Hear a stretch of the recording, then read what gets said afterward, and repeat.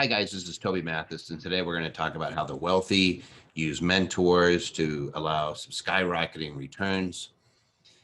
And we're just going to talk about what is a mentor to most people. Like a lot of people think immediately that they're going to have a paid mentor, and that you're grabbing onto something where you're going to be paying a fee to somebody. Maybe it's a family office manager, maybe it's your rich uncle, whatever. But you think of a mentor and you think of somebody that you either have a relationship with, or that you're either paying somebody, and you get all these different conceptions. And I'm just going to say, throw that all aside. What the wealthy do is realize that they have a tremendous amount of control over their own destiny, and that they can work with money. But they're also not interested in doing everything themselves. They don't need to reinvent the wheel. And so what a lot of wealthy folks do is they realize that a mentor just means somebody who follows a program that has proven results. So a great mentor for a lot of the wealthy folks out there right now on the investing side is Warren Buffett. And that's because for decades, he's had success with his Berkshire Hathaway fund. He's done an amazing job. And, he's surrounded by really, really smart people, and they share information every year. They meet in Omaha, and they have this big thing with the Berkshire Hathaway investors that can come out there, and they're hearing the philosophy. And that's ultimately what works out, is that they understand what somebody is doing, why they're doing it. To put it another way, in most companies, you have somebody who's what we call a visionary. And there's usually somebody who's driving the vision of the company, right? But if they don't communicate it well, you're just going to spin around in circles anyway. So you have to make sure that you're filling in two other really critical areas. Number one is your values, and number two is your mission. And that's all towards a visionary. So the easiest way to do this is, if I use biblical sense, is that Christianity has a values, and the missionary, like, who is the visionary? You'd say that was Jesus. And who are the missionaries? It's all the apostles, everybody that was spreading the word. That might be you, right? So there's a mission, and there's values, and then there's the visionary. In a company, that's usually what you have. In the wealthy, when they're doing their investments, they may have their company that they're successful at, but in all things, they're always looking for that visionary, the visionary that has the vision for the long term. And then they're usually working with, they get people that say, here's the philosophy I like, and they build their team around that particular vision. Maybe that vision is generational wealth. Maybe it is making sure that there's a cause or something that they think is really important, and they're built around that, and that's ultimately their vision. And then they have the people that are in place to allow it to actually take place. Like, they'll have their lawyers and their accountants and their financial advisors that are all pointed towards the same thing. If you just say, I want to make money, you're not going to have the greatest success unless you actually start putting, maybe it's, hey, I have a dollar figure, I want to make $1 million. Okay.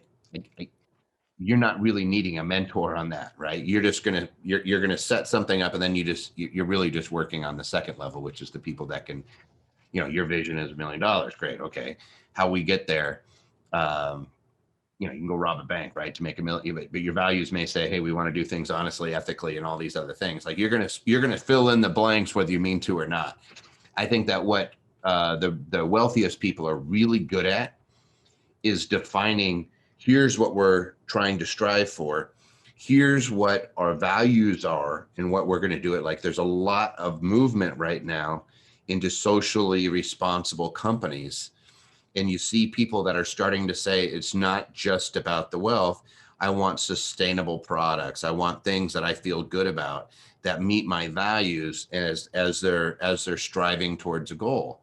And again, that's what the wealthy are really, really good at, is they tend to be way more open towards establishing a very articulate vision, and then making sure that that is spread out, and that they're bringing people in that will make sure that that vision is reached.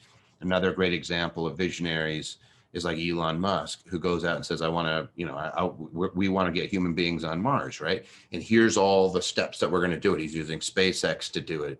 And he says, hey, we're going to get to the moon, and then we're going to do this. Whether or not he makes it, he has a clear vision. like, and he's sharing that vision, everybody's getting behind that vision, and then they do things to further that. That's what really wealthy, successful people do. Bill Gates, Microsoft, before Microsoft took off and got huge, my father had been in an audience as Bill Gates, younger, was sharing his vision for personal computing, which was that everybody had a personal computer in their home, which seems, yeah, of course, everybody has a personal computer. But this is back before there were, like, when a computer was the size of a small office, right? These were massive computers. And the idea in that vision was really something bizarre, right? But he established that vision and started to follow it. The truly wealthy people, or you could even go down Bezos, you could go to Apple, you could go down, all these different companies had visionaries that established this vision. And that's what wealthy people tend to do, is they tend to really follow a vision. They don't have to be the visionary, but they're going to find a visionary. They're going to use that as their mentor, somebody who actually has this, a vision that they either want to, uh, uh, basically, I don't want to say assimilate, but that they're going to take parts of it, and they may agree, or they may just wholesale say that that's my vision too, is I want to change the world, and here's the things that I'm going to do to enable that to occur. They may have philanthropic goals. They may have all these different things. When you look at, like, the Giving Pledge that's out there, that Buffett and Zuckerberg and all these folks have taken part of, that actually came out of, I think it was Bill Gates that actually uh, promoted that. But the whole idea was, I'm going to give away a certain portion of my wealth, and I'm going to do things with it during my lifetime. You could actually go back to Carnegie in 1899, who penned the Gospel of Wealth, and see something very similar, which was the idea that millionaires were trustees of the poor, and that a man who dies wealthy dies thus disgraced. It was the idea of doing charitable goods during charitable activity during your lifetime, and that drives a vision towards what they're actually establishing, and people are able to generate tremendous amounts of wealth just by doing that. So I started on this saying, hey, mentors, and I'm just planting the seed to you that a mentor is somebody that's going to help you achieve a vision. A mentor isn't somebody that you just follow for stock tips. That's not a mentor. That would be, somebody who might be a missionary on making money, but the overall vision of it, if you don't have a purpose behind your funds, they're going to disappear anyway. So you may as well make sure that when you have good mentors and you have the vision of what you want your life to be, what your values are, and you just, I've done this exercise with many people, executives and companies, where you sit down and you say, let's do mission, vision, values. Let's establish what this is. What a mentor truly is somebody who has your values, who has a vision that you believe in and that you can start to follow. And the wealthy are really, really good at doing this and establishing these long-term visions, which then they go backwards on it, and they start to fill in all the blanks based off of that vision. And that's how they reach generational wealth. If you've ever seen somebody without that vision, without the mentor, they tend to be rich for a generation, meaning that, and that's the average, is that you're a new business, 70% of the time does not go to the second generation.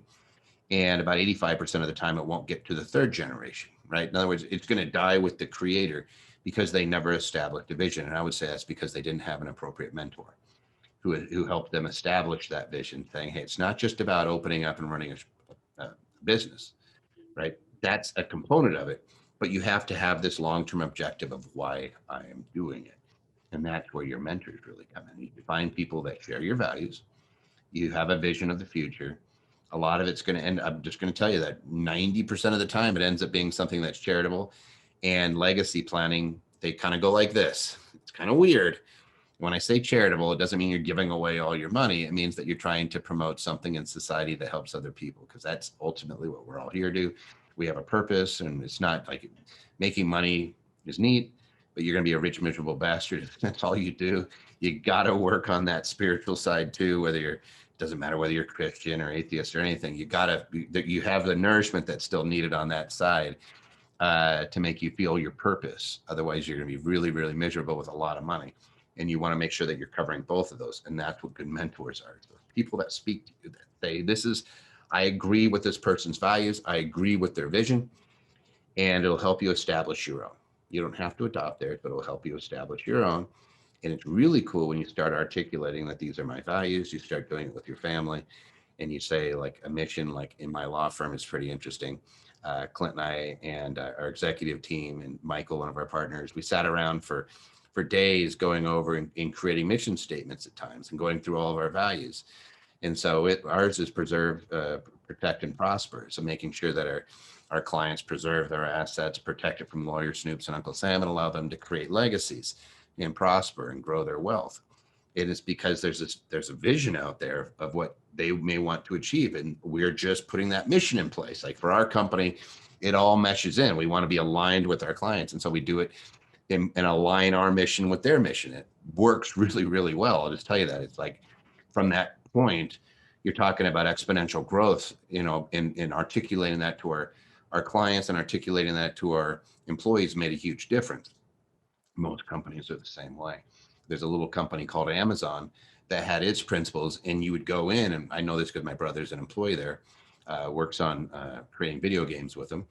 And he goes in, and he came from Microsoft. He goes to Amazon, and I think the first 2 weeks is all they do is work on their values and their leadership principles and all these things. Like they're putting it in place, and they're making sure you understand what Amazon is all about. And I could say that they've been pretty successful at it, right? Most companies and most successful people, most wealthy people for sure, are implementing that in their daily lives as well. And again, that mentor helps them establish that vision and start filling in the blanks from that point forward.